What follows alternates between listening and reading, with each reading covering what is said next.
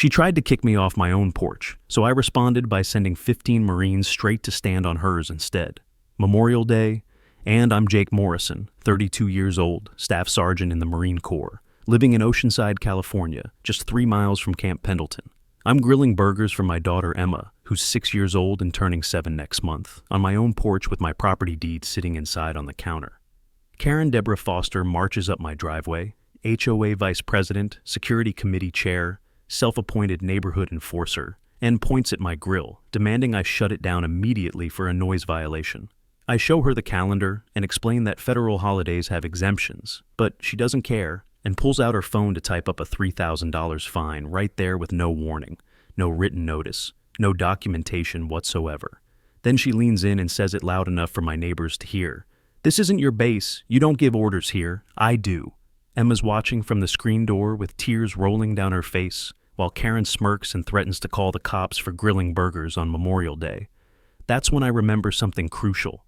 My XO lives 2 doors down, and 15 active duty Marines live in this HOA under the same bylaws with the same Karen wielding power over them. I make one call, and 20 minutes later, my doorbell rings. Then another, as 15 Marines show up in dress blues with Memorial Day colors. We split into teams and knock on every door in the neighborhood, including Karen's, asking 3 questions. Did you receive written notice before your fine? Did Karen document your violation properly? Did she give you 24 hours to respond? The answers come back uniformly. No, no, and no. Here's the twist. HOA bylaws require 24-hour written notice for any violation, but Karen gave 0 hours. Memorial Day has federal noise exemptions for family gatherings, which Karen ignored, and she filed a false police report against me, which is criminal.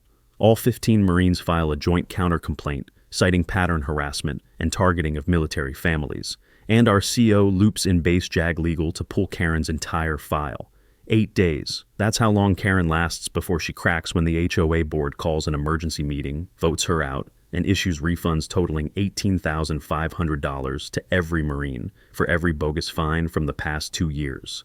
Karen personally pays $5,500 in damages and penalties, steps down from the board with no appeal and no second chance.